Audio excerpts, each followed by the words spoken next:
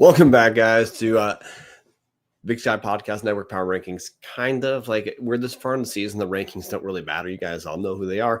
Anyway, this is presented by Tubbs the Club. That means presented by Snake River Stampede Canadian Whiskey. I'm your host, Brian Marceau. You'll notice there's not a second host. Patty couldn't make it. And I got to tell you, I had to sit out last week. It was sick. Didn't want to miss 2 weeks in a row. There's too much stuff with playoff picture to talk about. Too much going on to miss 2 weeks in a row. Plus, football season goes. Hey, Sam, good to see you in the comment section. What are rankings anyway? Well, this late, like we're going to talk about. We already know who the number 1, 2 teams in the conference are. They're playing this week. Montana State, UC Davis. They're the 2 undefeated conference teams. Who else?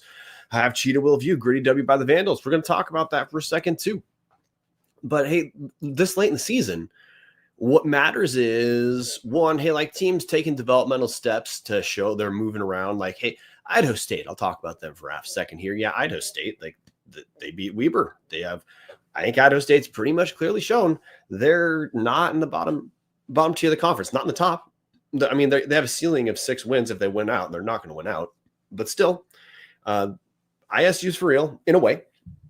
And then, hey, Idaho, we have stuff to talk about there. But look, the big thing here is teams jockeying for playoff position, or if we're seeing some sort of like developmental change that matters in some meaningful way. That's what we're here to talk about this week. And hey, it's just me. I don't want to miss 2 weeks in a row. Like football season is not that long, guys. I mean, we have 2 regular season weeks left. That's it.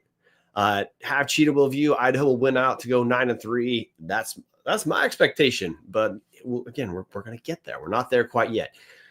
So, hey, let's hit the week that was in the Big Sky Conference, because we did have some playoff stuff that matters. And hey, just want to hang this out here before we talk about the actual games and the rest of the progression of the Big Sky Conference this week.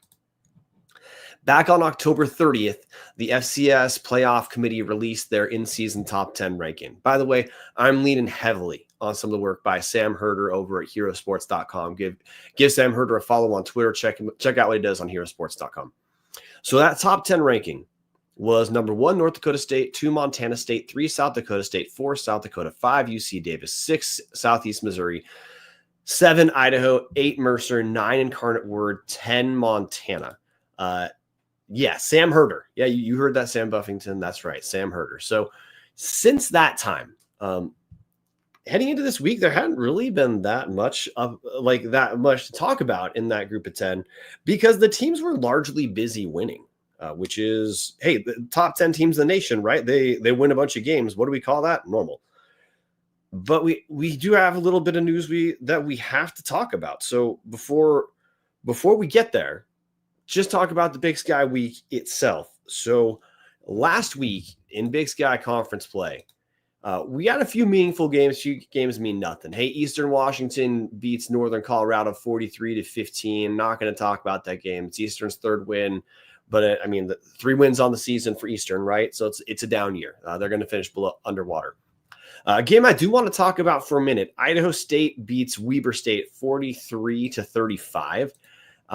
The takeaway here, one, these 2 teams statistically in a lot of ways are quite similar, but the reputation of Idaho State is that they score a ton but can't stop anyone.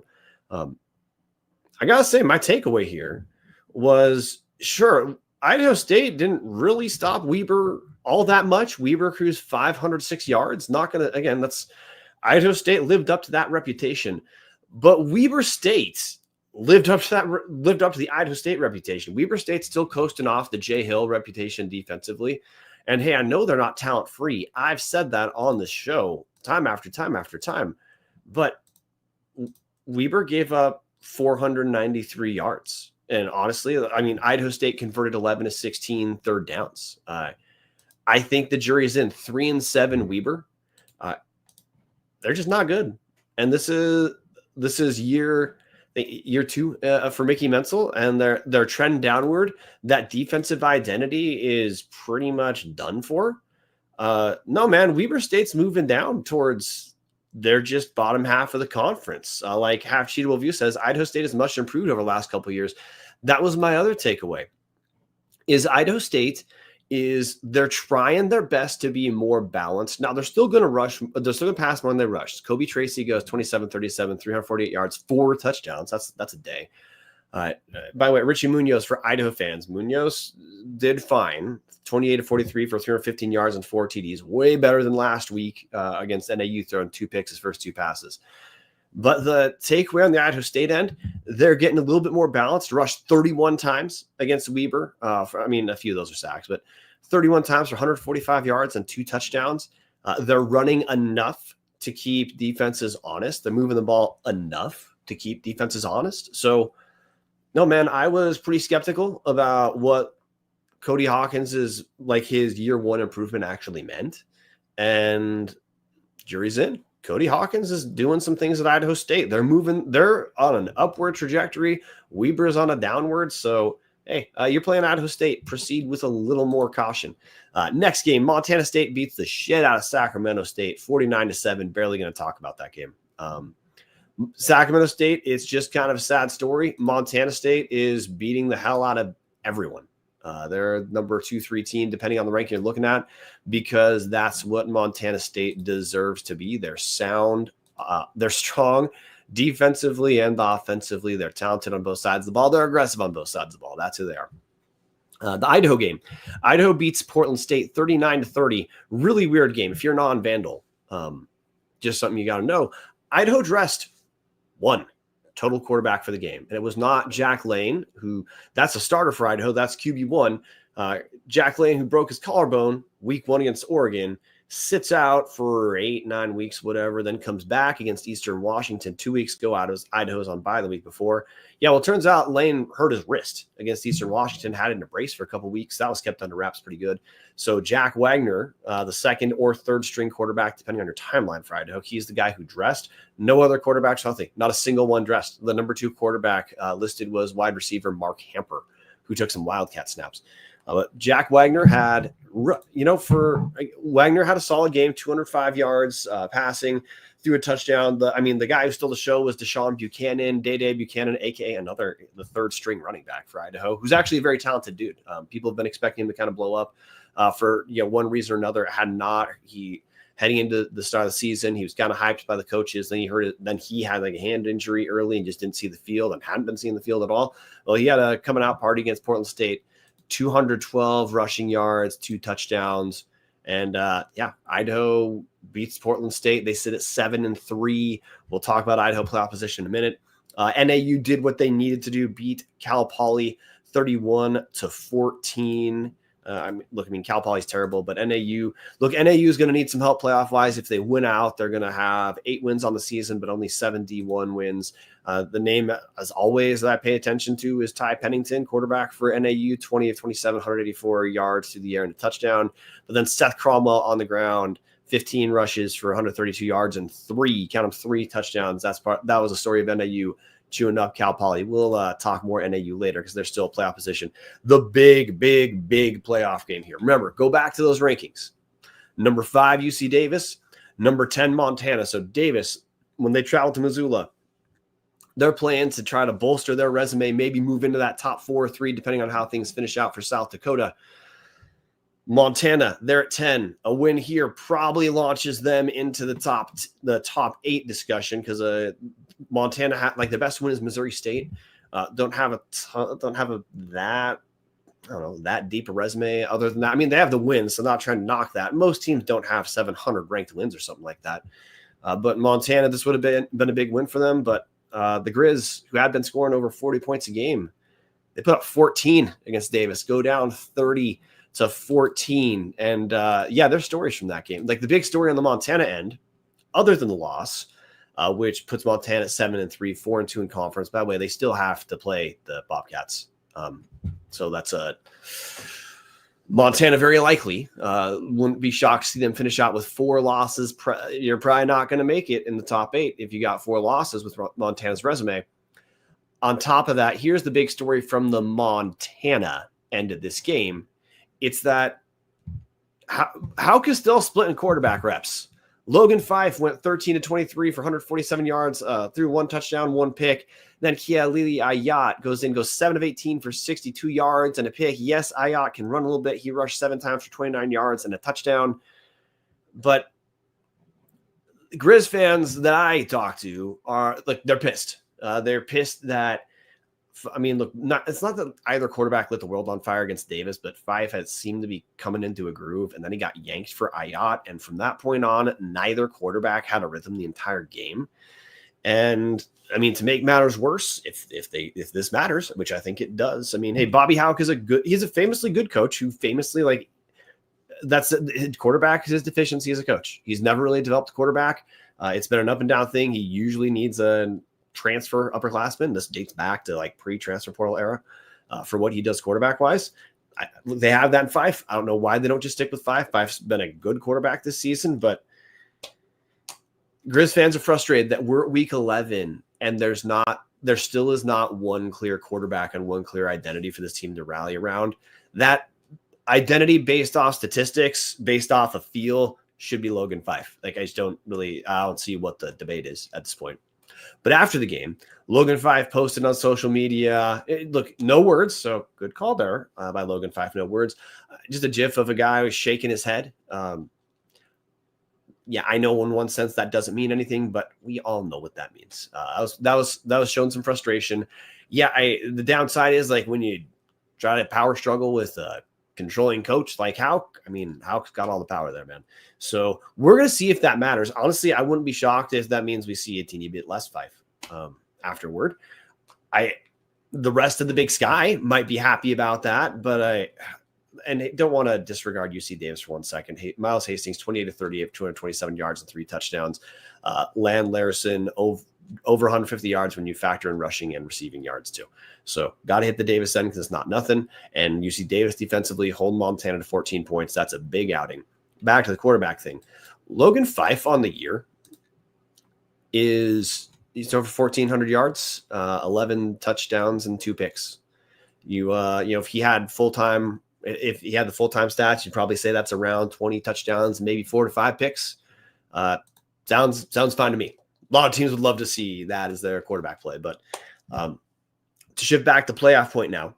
So Davis bolsters their resume. They now, in the Big Sky Conference, the 3 best wins in the entire conference as far as FCS games are concerned. Idaho's got an FBS win against Wyoming, and Montana State has an FBS win against New Mexico. Those are pretty big wins.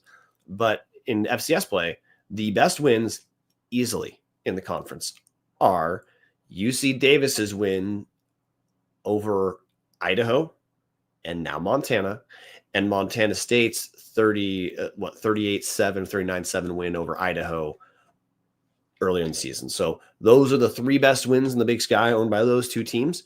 Davis has 2 of them. So Davis only has 1 loss, and that loss is to Cal.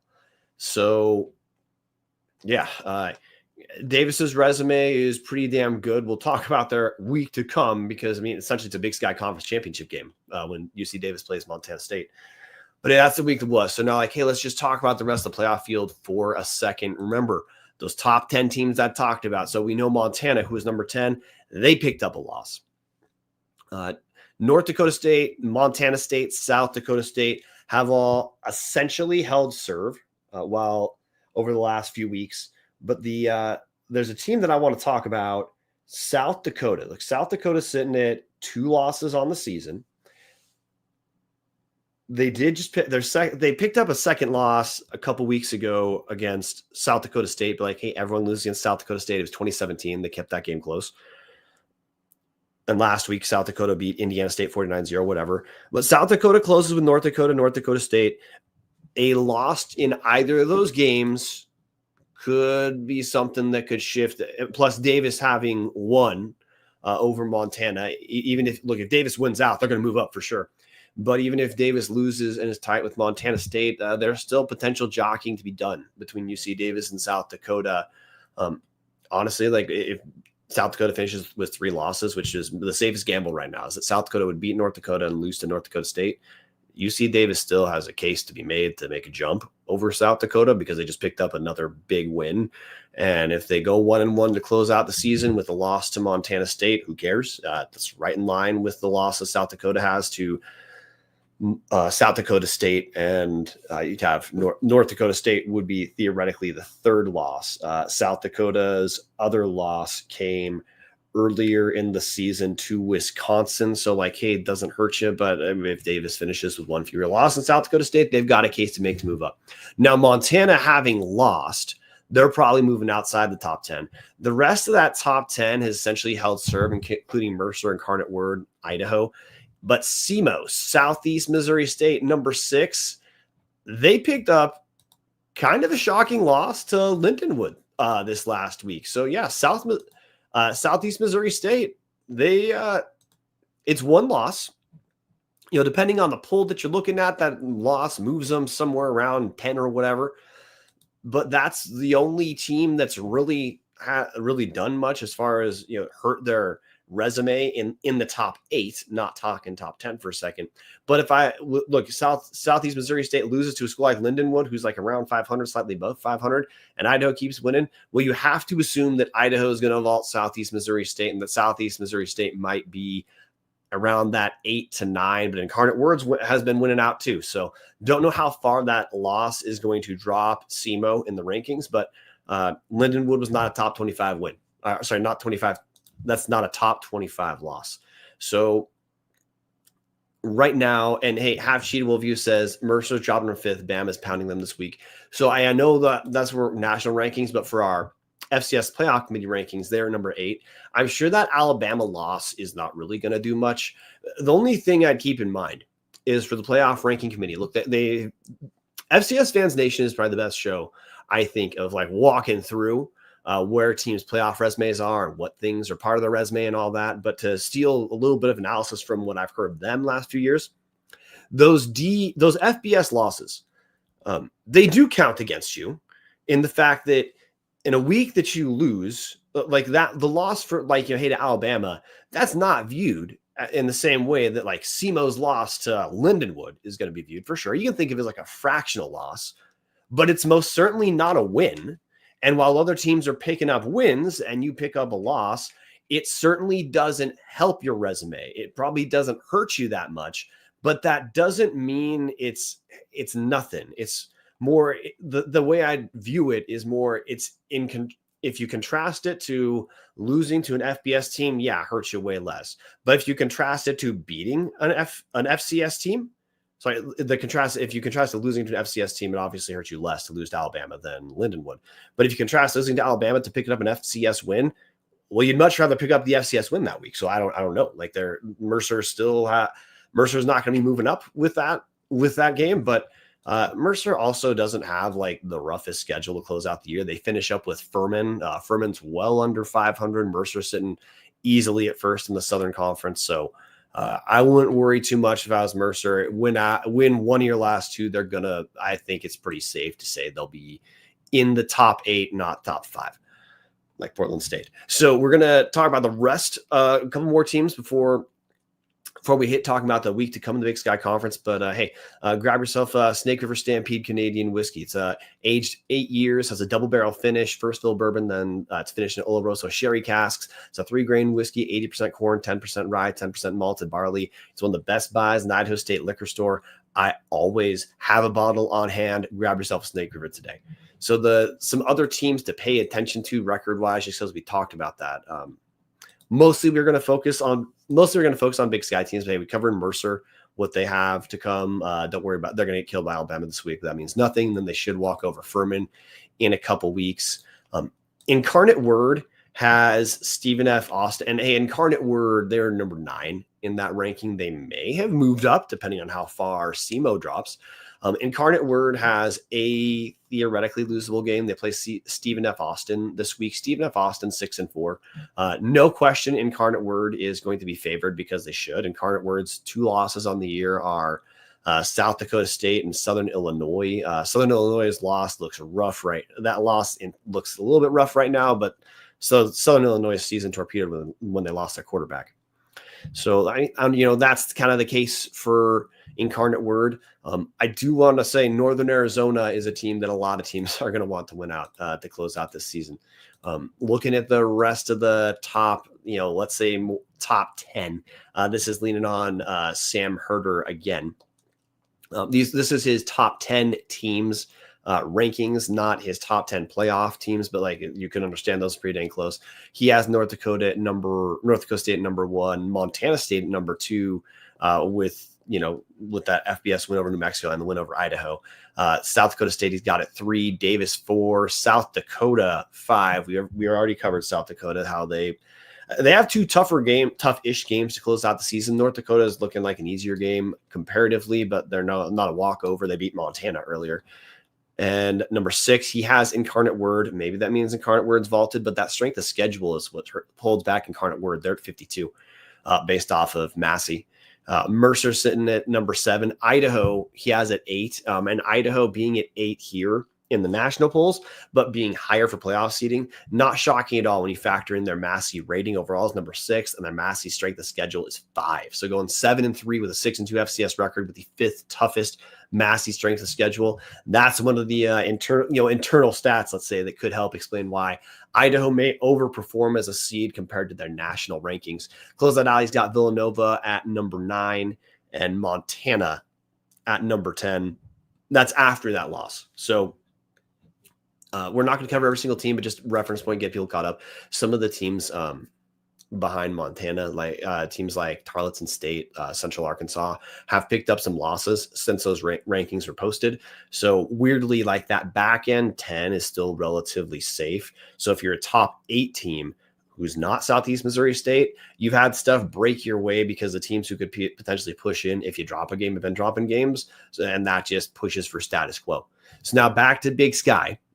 Talking about the week to come, we have some kind of big playoff games or games for playoff purposes. And look, there's 5 teams to talk playoffs for in the Big Sky.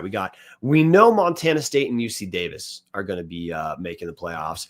Idaho, and by the way, Montana State, UC Davis, they both should be looking at first round buys. Idaho, if they win out, they're going to have first round bye. If they lose one of these last 2 against Weber or Idaho State, now they hit that toss-up land where they benefit from teams behind them having lost games, which kind of gives us chaos, but we don't know what that means. And Idaho has that strength of schedule that can bolster their case. Northern Arizona. We'll talk about NAU for a second. Now, hey, there's a handful of teams who are really, really wanting NAU to win out because NAU's top 25 right now, which means if they win out, then wins over NAU bolster playoff resumes for Montana, Idaho, and Incarnate Word. NAU has an imminently winnable final 2 games this week. They're at Northern Colorado, look, they got their 1 win, but hey, they're still scoring 11 points a game in Big Sky play.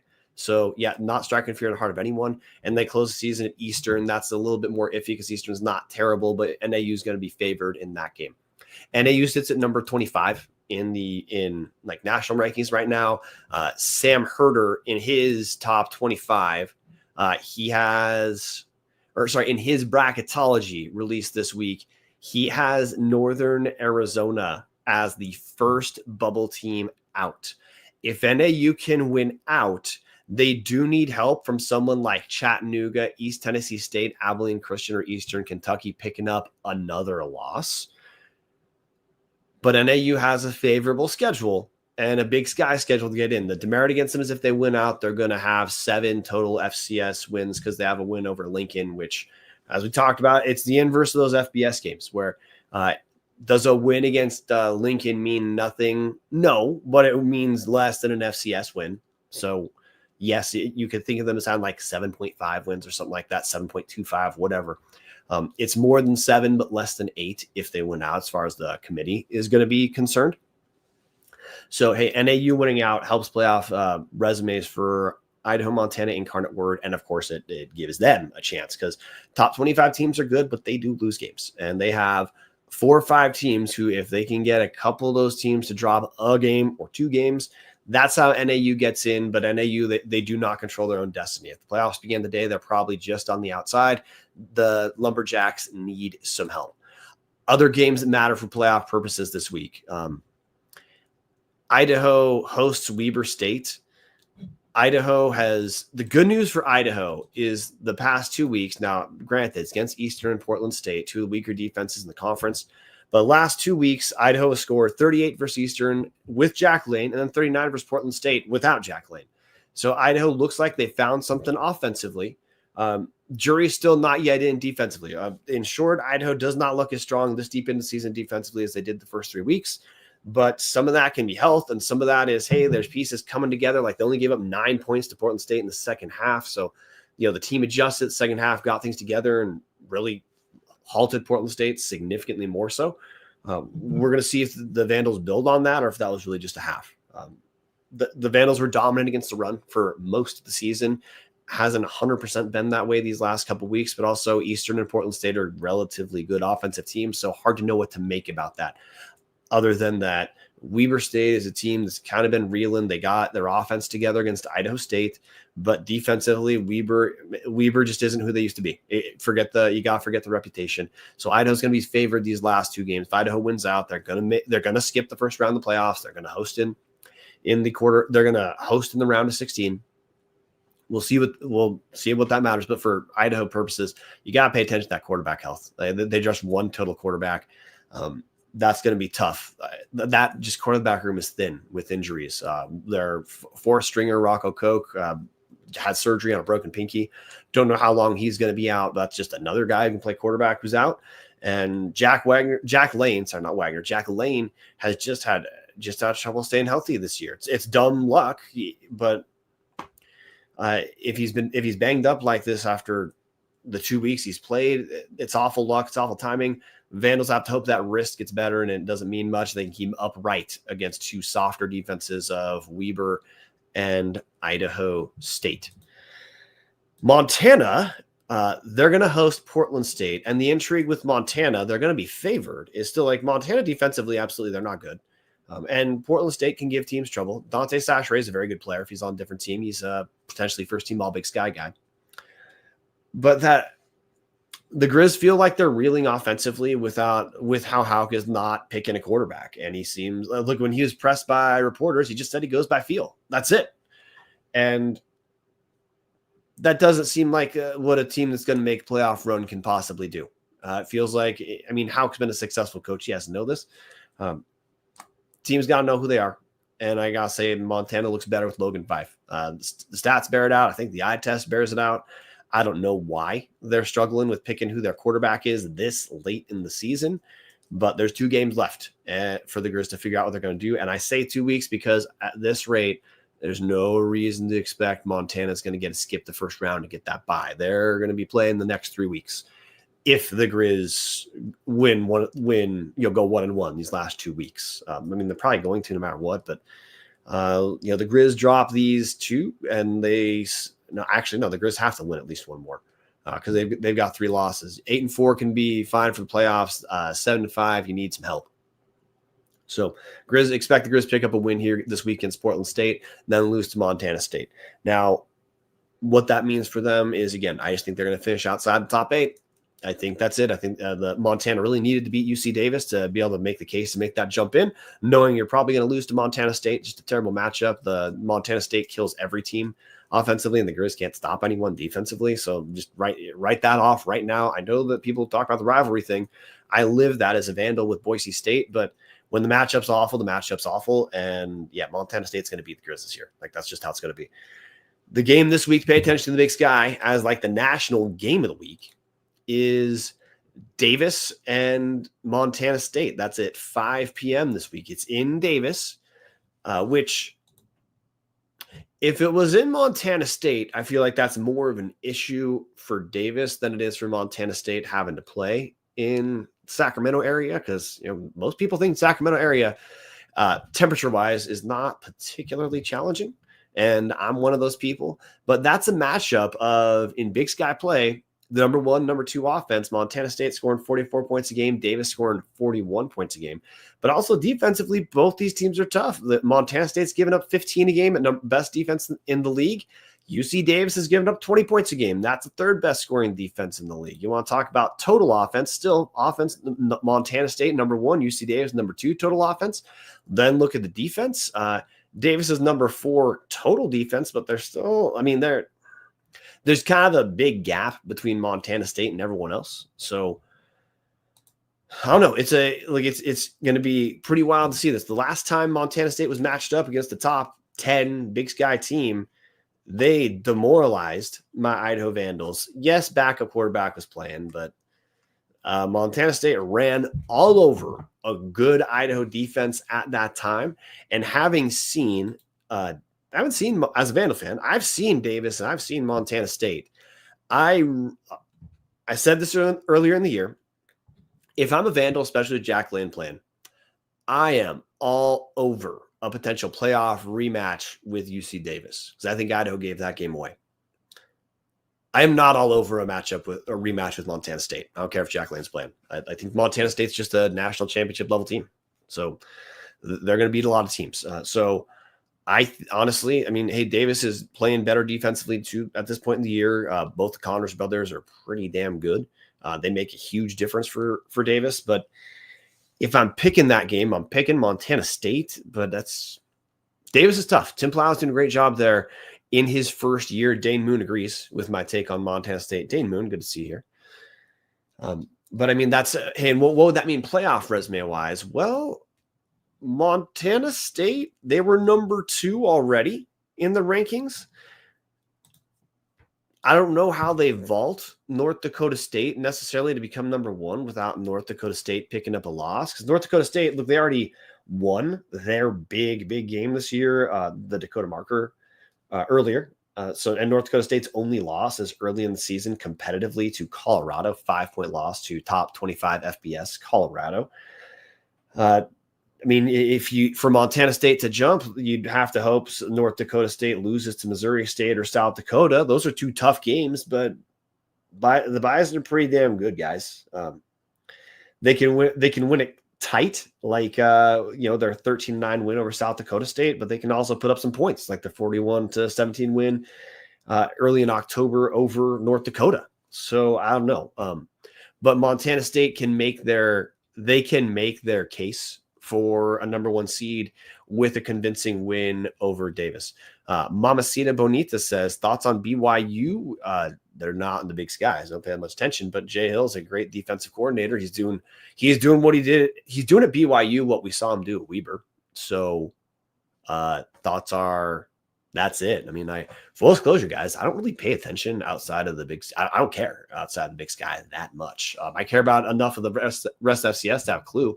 We're coming playoff time, but I don't really care about the other things. I'm recording at 10:50 right now to talk Big Sky football. It's not because I care about the Big 12 that I'm doing this show. So before we hit final thoughts, got to talk about show sponsor Hughes River Expedition. If you're looking for a great all-inclusive week-long vacation, don't look past your backyard. Hughes River Expeditions has been Vandal-owned and operated since 1976 and are ready to take you on the vacation of a lifetime. Enjoy a multi-day trip down the Middle Fork of the Salmon, the main Salmon River, no return at the Salmon River Canyons or the Selway.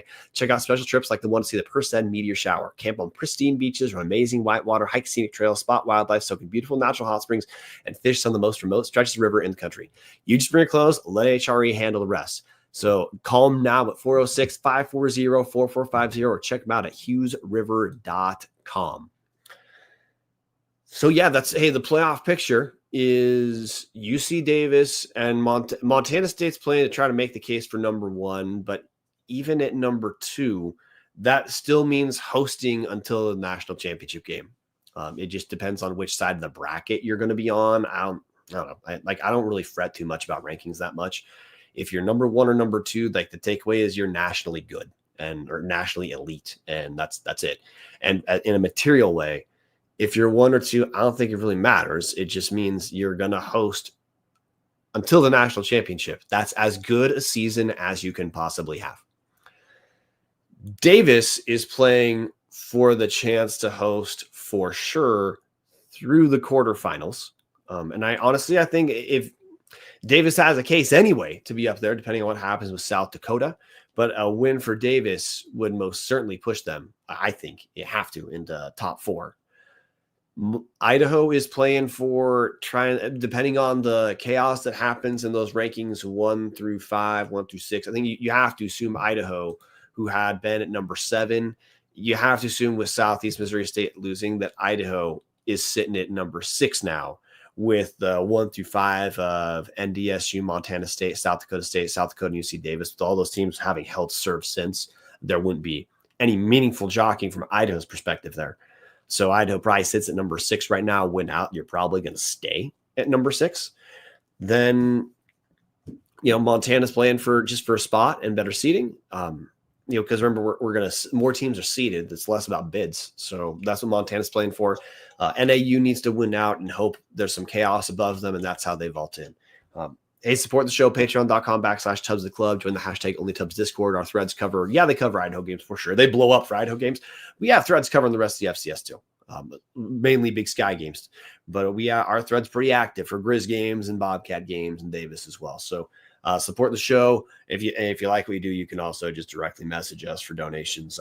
Our Venmo is always accepting of donations. If you don't want to join the Only Tubs Discord, but you like what we're doing, you can Venmo us. The handle is @Tubs at the Club.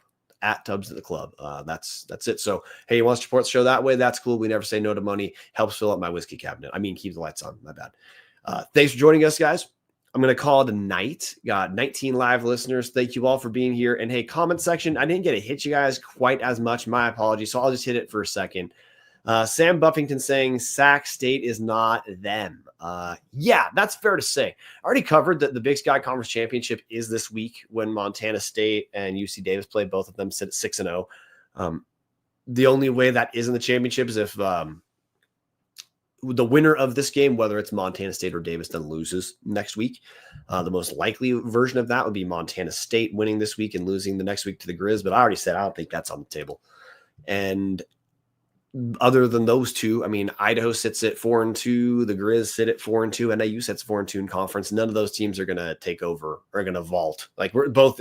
Well, first off, it's not possible for both of these teams to lose both of their games because they play each other. So one of these two teams is going to finish as the Big Sky Conference champion and get the auto bid from the conference. Couple more questions. Sorry, why did I bring that up? Sacramento State, very sad story. They sit at 1-5 in conference, 3-7 on the season. They're not Cal Poly talent wise, but they're in a 3-way tie for last place with Cal Poly and Northern Colorado. So that's been the Sac State season. Kind of rough for Andy Thompson year 2, due to he hung around the conference for a long time before getting a shot, and the Hornets are trending downward. Half Cheetah will travel. Can you see Cal Poly dropping their football program? No, because there's way too much money in there. They just spend a lot of money. They have a really nice facility. Cal Poly did not put that much money in their facility so they could drop it after a few rough years. It's not going to happen. If anything, I think they might just be kind of riding out realignment, and they're the kind of team that hopes to not move up with realignment. They want to be, when the dust settles and we get to that point, Cal Poly's not. I don't think that they're not looking to move up. They're looking to stay where they're at. Maybe other people move, and that makes them stronger by default. But I do want to say, just to talk Cal Poly for 10 seconds. They're 1-5 on the year, 2-7 in conference. They have some times they look kind of tough offensively, but it's tough for a team like that to be good with run to spread offense. I hope they keep doing it, because if it materializes, it's another fun team. We're not there yet. And hey, that's Cheetah will view saying Mercer's dropping from 5th. We covered that. Bama game, I don't think it matters. And Dane Moon saying V's up. Yep, Dane, V's up. And I think Vandal fans should kind of be Bobcat fans this week. I think I think the best thing you can hope for is a little bit of chaos above you, and that's how Idaho can move up with that strength of schedule stats we talked about earlier. Thanks, everyone, for joining. We are going to call this a night. The regular Tubs of the Club show's back Wednesday at 6:45 p.m., where we're going to talk that Weber State game. Thanks, everyone, for joining us late. And with that, we are going to call it a night the second I find the right video. See you next week. Go Vandals.